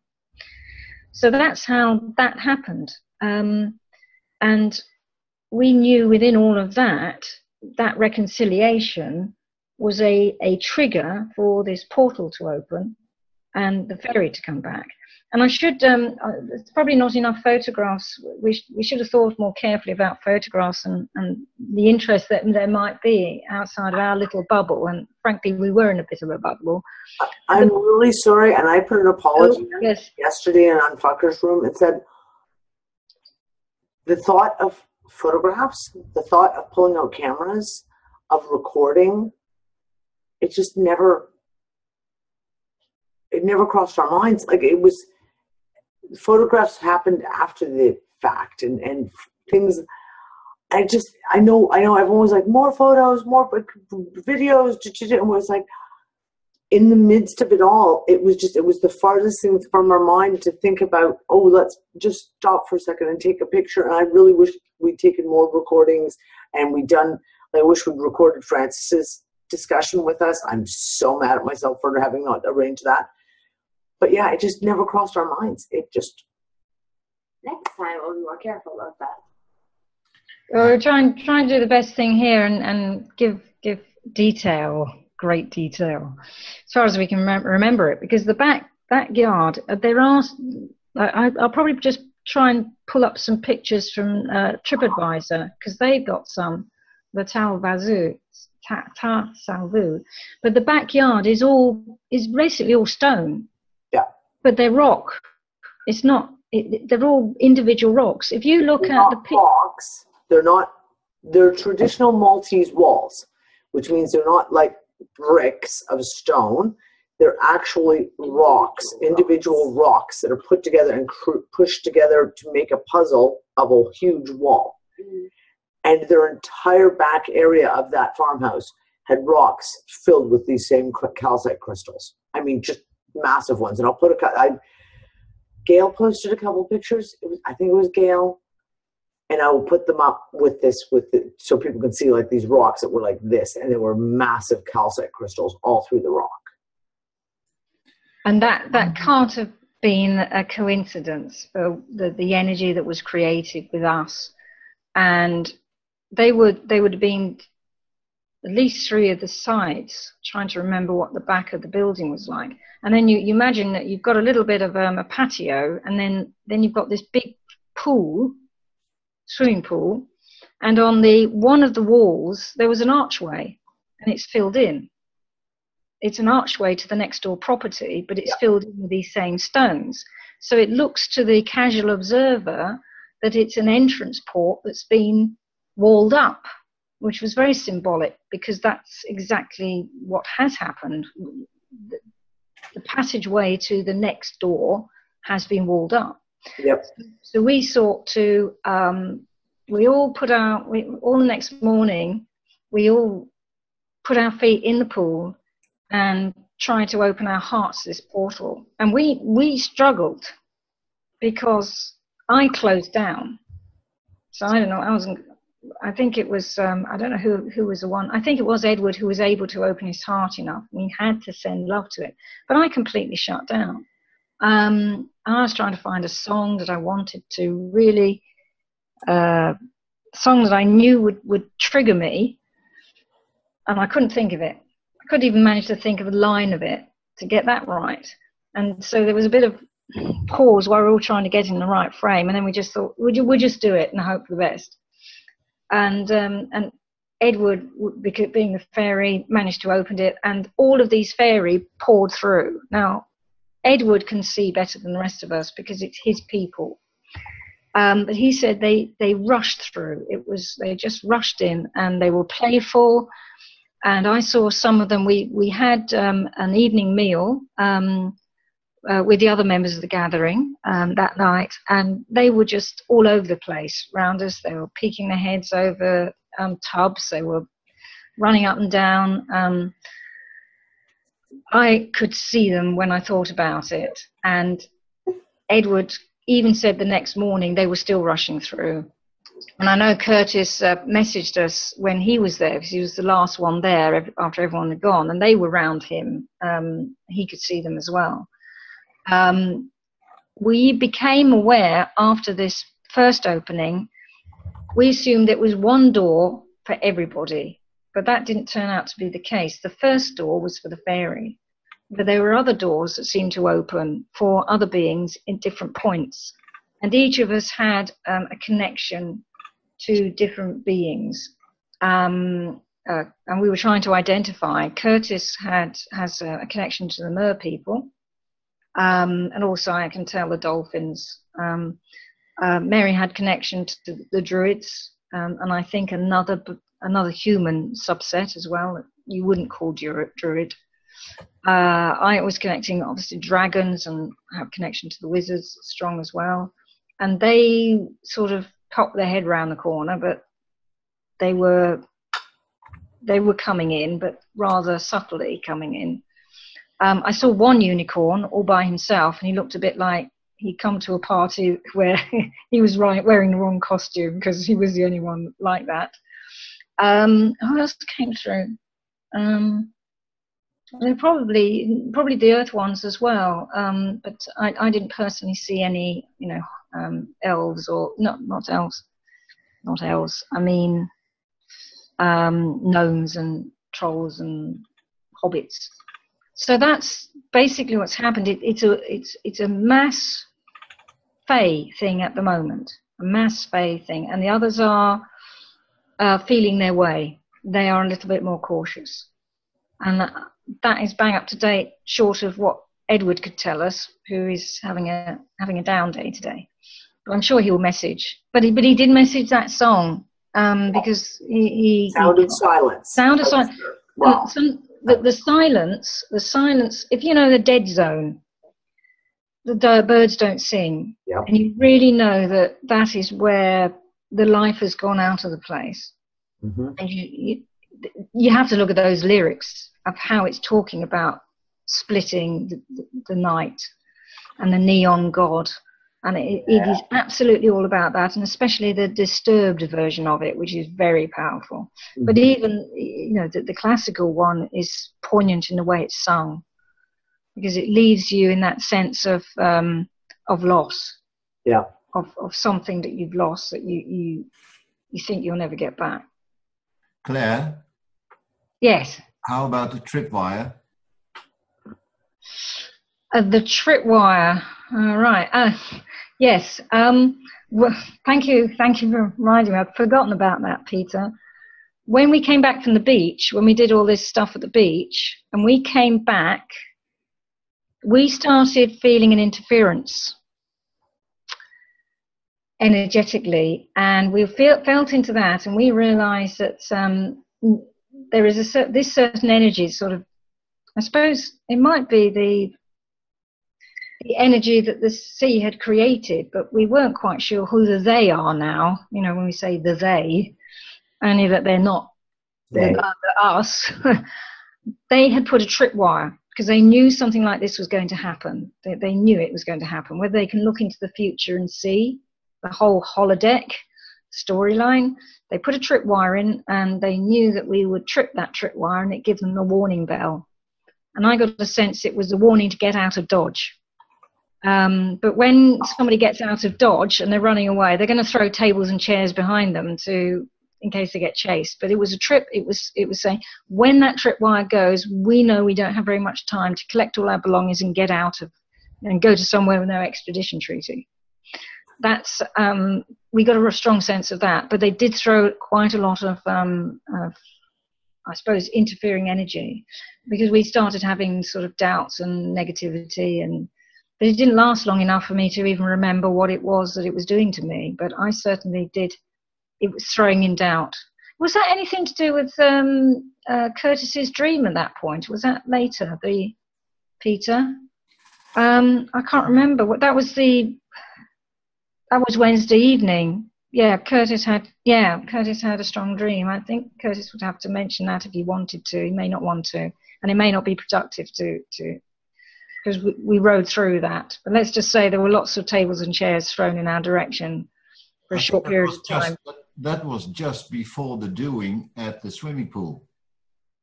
That was in the morning. So that must have been night. No, that was the night. That was the night. So that was the night after the doing. No, it was after we did all that. It was before your last day, and we moved into. No,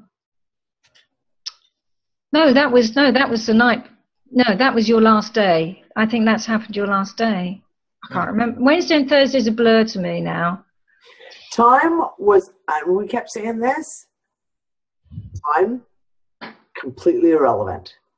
And you had no idea through all this. We didn't know what day of the week it was. We didn't know. It was like, for me, my timepieces are like Sunday night Transpicuous Views, Wednesday night Unfuck It discussion. Other than that, it was. And even Nick had the week off, so that threw things off because it wasn't like he was going to work. So we knew what days were weekdays versus weekends. Yeah. So it was. Yeah, time was basically really fucked up and irrelevant. What I did get a sense of is this. I think this comes up a lot. Is the doomsday scenario? Is everything's going to end, but how does it end? Does it end nice and gently, not too much happening, and then there's a belief system that it has to be disaster? Yeah. And this is part of it's coming up with the sea and the land talking to each other, and the expectation of disaster, and the land's expectation of the disaster. And the sea saying, no, it doesn't need to be like that. So we were trying to run that through, I guess. If the sea and the land are interacting like that, we're getting a knock-on effect of the land, because we live on the land's fear of being flooded and inundated. So the land is going to be pushing up that expectation at us. So once the land has got rid of it and has been reassured, we needed as humanity to run that reassurance through humanity and say, here's the new message, guys, here's the new message. We don't have to create this disaster. Well, this just kind of popped into my head just now when we were talking about the bit about creating the holodeck to basically run the scenarios through. We've had, and it's funny how it always comes, pardon the pun, in waves, where people, like in the UnFuckers group, because we talk about this kind of stuff all the time, of dreams or meditative state visions that people have gotten that keep playing out. So things are floods, disasters, epic disasters, like you say, kind of like your end of the world kind of stuff. And I'm wondering, and I think I mentioned this even to you a couple of days ago before, that I wondered if what some people take as maybe a portent, a prophetic type dream, like, oh my God, was this prophetic when I saw this big, huge tidal wave come through and flood the land? Or was it a remembering, i.e. remembering that scenario that was already run? And I'm wondering if that, because the aspect of remembering is really huge right now. People are having all kinds of memories flood in. And if we say, if they're running scenarios, okay, so then we go into timelines too. If we're talking about running scenarios, even an experiment, you don't run one, you would run multiple, right? Because you'd want to see which one has the best outcome, right? And if they're all happening at once, because time is irrelevant, the rememberings that people could be having, or what I suspect could be rememberings, could be other scenarios that were played out, or other ideas that were put forward, whether it's in the perceived past, or, as like you've said, as if the land is saying this has to happen because of this miscommunication, and yet it doesn't have to happen. But the scenario is still an option on the table at that point. Before we talked about this, the scenario of a disaster was still on the table, even if it was a miscommunication. And I'm honestly thinking now that when I look at some of the dreams, there's been a couple in the UnFuckers group this week as well, that I've thought to myself, are those rememberings of previous cycles, previous experiments, previous scenarios that we've already played out or are playing out simultaneously with this, i.e., when we talk about other timelines, other fractals of ourselves, etc., and that we are now integrating all that information back in, as we've run all these scenarios, back into the central point, where we can then make the comparison. Absolutely. And something else that just popped into my mind is the ones who are getting out of Dodge. One of the things that they can throw is they can, this is interesting, because when we arrived, we got a real sense of, within Gozo, there being an amplifier. So everything that you experience gets amplified. And we had that really strongly at the beginning of our coming together, and then it sort of disappeared off the radar. But I get the feeling that if you want a particular outcome, you're going to amplify the one you want. Yes. And the ones coming out of Dodge were going to amplify the one they wanted, which appeared to be the complete disaster scenario. But the sea, part of the sea's agenda, when it was, you've got to just think, we were calling in the authentic sea, but there was a bit of the sea that was left, a damaged part, an angry part, the bit that was left when the good is gone, that wanted to get rid of humanity, but it couldn't raise itself enough. There wasn't enough sea to inundate the entire earth, and the entire earth wasn't willing to be completely submerged anyway. But it felt that if it could get the creative power of humanity by getting humanity to be self-destructive enough, humanity would create the additional levels that would be required. This is what I think is also behind climate change. The induction, it's all about raising the water of the seas, and fearing it as well. And if what you fear manifests, and all of that. And so there was a push on lots of different levels to try and get the level of the sea up to inundate the land, and then augment all of that. So we were trying to, in resolving the harm and doing a therapeutic thing on the sea, was to take away that desire for that inundation. So we were trying to reduce the augmentation rather. So here's interesting. I'm going to backtrack into the whole fairy thing, just and pull a few other pieces out. So I didn't have the conversation with Edward about the fairy work. I mean, it was brought up briefly in conversation, multiple conversations, but Edward and I didn't have like the full-on sit-down conversation where he like outlined how everything played out until Friday, the day he was leaving. Thursday, Friday, whatever, the day he was leaving. And he starts talking about the bit about the fairies. Now, in our house, we tend to watch TV series, and we'll watch something, usually it's something that's already played out, so you can sit and binge watch something. And we've been watching the show Supernatural, because we've never watched the show. So it's like, hey, we got 12 seasons to watch this one. And we're on season 6. The night before Edward comes over and tells me all about this, We're watching season 6 of Supernatural, and it's an episode, and it's all about fucking fairies. This is a subject that has never been mentioned. In 6 seasons that we've been watching, never has it been mentioned, the word fairies, or anything remotely like that. And then Edward comes and sits down and has this conversation with me. And then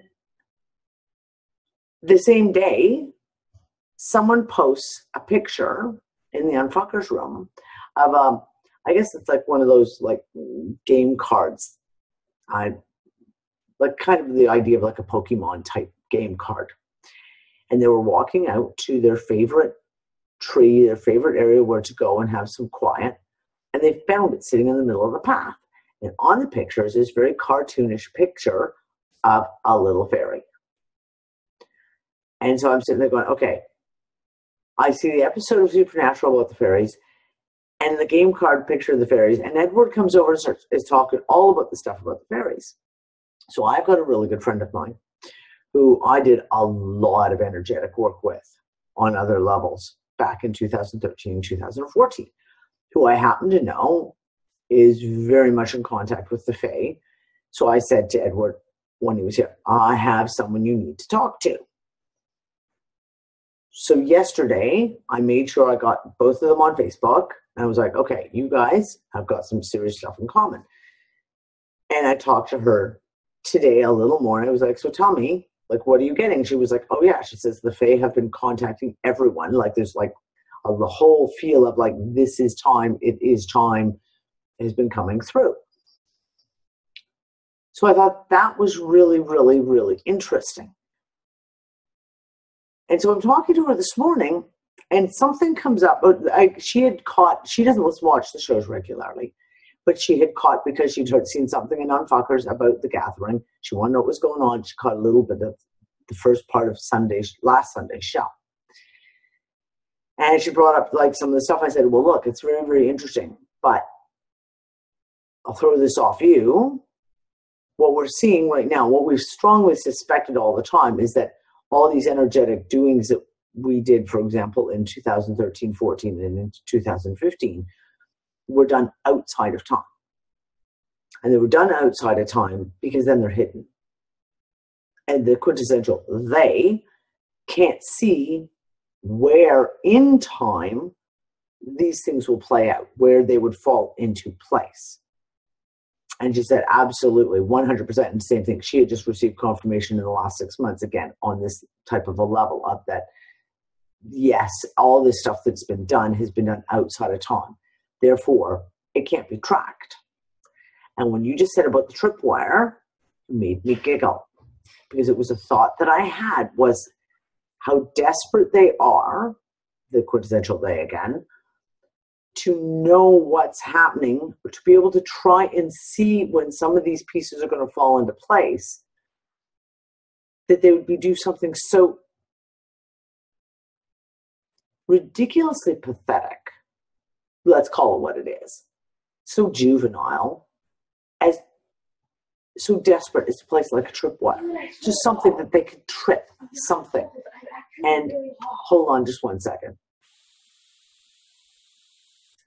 So to trip a tripwire is some kind of notice, any kind of notice that something is taking place in this moment and within the timeline. Well, again, that's triggered something in me, because it wasn't until I got home and I could look up where my photos were that I came to Gozo in 2014. I'd never even heard of Gozo until I was told to come here. Mm-hmm. I was going to come to Malta, and I looked at maps of the 2 islands. I thought, no, it's Gozo I have to go to. And I went and I stayed at Malsalfaun, if that's how you pronounce it. Yeah. Malsalfaun. I stayed there for my whole week, and there are 3 places basically that I went to and spent quite a bit of time. One is the Citadel. One was the Gigantia Temple complex, and the other is that little cove you've just been talking about. I do remember probably wading into the water. I did various things. I didn't stay at the farmhouse. I didn't stay at, I was in, but I did visit Chagra. So I was going back and retracing all of my steps. I even did some of the things intuitively at the temple complex that I was asked to do first time round, which was putting my hands on 2 different stones. And I just did that. I did it slightly differently because I had Anne's essences with me. I had to put one essence in one hand and one essence in the other, and then put them on the stones and then rub my hands together and just do a various song and dance with all of that. And I probably did something just touching the stones the first time round. So the fact that I was retracing all of my steps, the only big difference is I spent a lot of time inside the church, the cathedral at the Citadel, and we didn't enter it at all this time round. It was unnecessary. Yeah. Funny how these things, like I said, it was 2013, 2014 that I was in Malta that winter out of the blue, and an unforeseen, totally random just came up. Yeah, it's funny how these things just kind of flow out so smoothly. And were you in Marseille Fawn in March 2014? No, I wasn't. I was in Malta. In Malta, of course. I was in Malta, and that's what I said to you. I was at Slima, which is where you guys went today. Yes. That's why I giggled when you said you went to Slima today. I was like, that's where I was in March of 2014. Well, the whole winter of 2014. The interesting thing again, so I went in, like I said, I don't believe in coincidence. So when we have these pieces all start to fall into place, the things like the Fae coming into focus again so strongly, I put a post into the Unfuckers room, said, okay guys, let's talk about the Fae. Let's talk about the fairies. Who are you? Who of you are in contact? What have you seen? What are you seeing that's recent? And there was a flood of posts. I think it's up to about 70 comments now. And things like people talking about friends who are not even awake are suddenly deciding to build little fairy gardens in the garden, with little fairy houses in the garden. All over the place. I mean, there's got to be, I don't know, probably 10 or 15 pictures of fairy gardens that either people of the Unfuckers have built in the last little while, or their neighbor, or their mother, or someone has built. People talking about, having interactions with them. It's very, very interesting. And that was the other thing. That first night on Supernatural, like I said, the fairies, the very next episode we sat down and watched, it was all about dragons. And same thing, they have never in the show, in 6 seasons, mentioned fairies or dragons before. And yet, there it is, right? It's kind of smack in your face. I'm telling you. Well, guys, we've actually pretty much run out of time now. As I knew it was going to probably end up happening. Claire, I would like to have you sit down and we'll do a recorded conversation again. And I should have fucking recorded the conversation we had your last day here yesterday. Was it yesterday? Mm-hmm. Was it yesterday? Mm-hmm. I can't even fathom that. So yesterday, about the tripod and the government and the banking and the church and the frequencies and the law versus the monetary and the money, and we had a huge conversation, which we kept we kept getting to little pieces of it, and here going, no, can't get into that conversation because that's that's a fucking whole show all by itself. Well, one thing I'd like to throw out to members that came out of that tripod, just to give a taster, is 2 parts of that tripod has been thoroughly investigated, I feel. Mm-hmm. One part hasn't, and that is a mercantile part. Trade. What is it truly energetically? Mm-hmm. And using keywords, and the merchant one is a keyword. And we've gone through the sea spell, that the sea's part of it is an opposition to that frequency. But I would like to understand more about the keywords that we use, the hidden keywords that are not really used. We use the word capitalism and corporate corporate monopoly and things like that. And I would like to shift the focus to shipping and the merchant and mercantile, because that's all about going through the sea. You know, what do we do when we're going through the land? Why are we using terminology, always the sea terminology? And just see what comes out of those thought processes. See if we can get a bit to the bottom of that frequency, because that's the frequency that we've got to crack. Okay, I got a little one I'm going to throw out. So, the Baltic Dry Index. Do you know what the Baltic Dry Index is? yes. Okay. Well, I understand it as being the index of Shipping. shipping. Yeah. It is how much shipping, Yeah. traditionally, sea shipping is being done globally. And there's a Baltic Dry Index, which tells you the percentages of how much shipping is going on. And I want to say, it would have been about early spring 2016. I'm pretty sure. Isn't that so funny how time has gotten so fucked up now? It may have been spring of 2015. The bottom fell out of the Baltic Dry Index, the likes of which we've never experienced before. All shipping pretty much came to a stop. And I have an online radar tracker where you can track every merchant vessel on the planet, except for, of course, the illegal ones that don't have transponders on them, which, you know. And there was a couple of days during this period when I looked and there was not a ship moving anywhere. Like, yes, in the Mediterranean between the little ports, like, so kind of like between Cyprus and Greece, between Malta and Italy, those ships were going. But all the actual shipping, so when we talk about the oceans, transatlantic, transpacific, was at a complete standstill. And just when you're talking about what you were saying, and at the time I was also tracking ridiculous shipwrecks. And there were, and I haven't been tracking it this year. So I honestly, in the last year, I haven't really tracked it at all.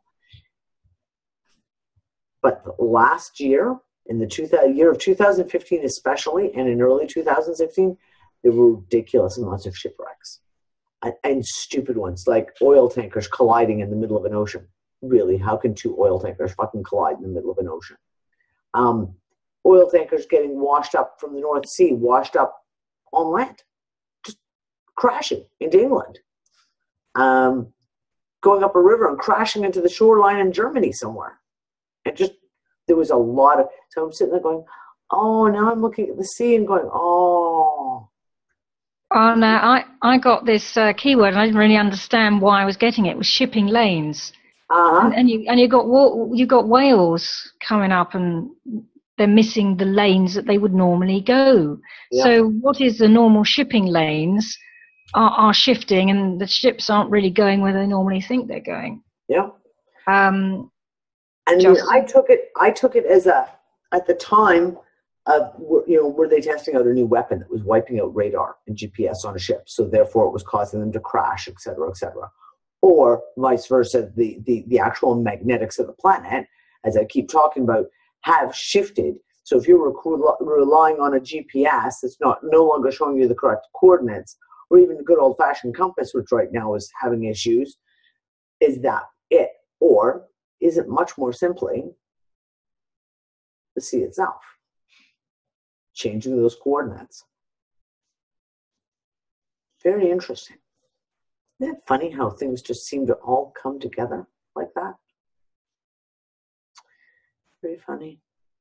But that's it. We're not going to go into any more now because, like I said, if Claire and I start talking about all this other stuff, I'd say we're in for another 2-hour show, and Claire's far too tired.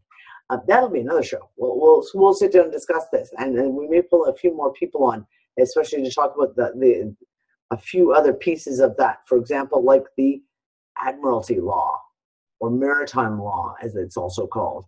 We're going to have to look at a few of these little pieces because, yeah, a little hint for you before the next time when Claire and I sit down and have this one. You want to read the book Silent Weapons for Quiet Wars. Very interesting stuff. But that's it. I want to thank Claire and Peter. Thank you so much for coming in and filling us in again. And I'm sure there'll be some more stuff that's going to, like I said, when everyone's had a chance to kind of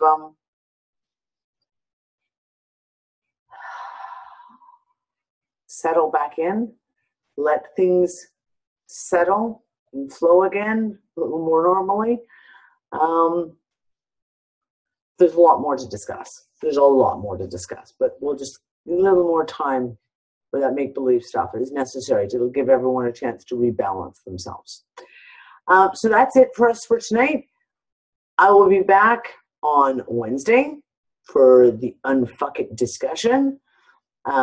Same bat time, same bat channel.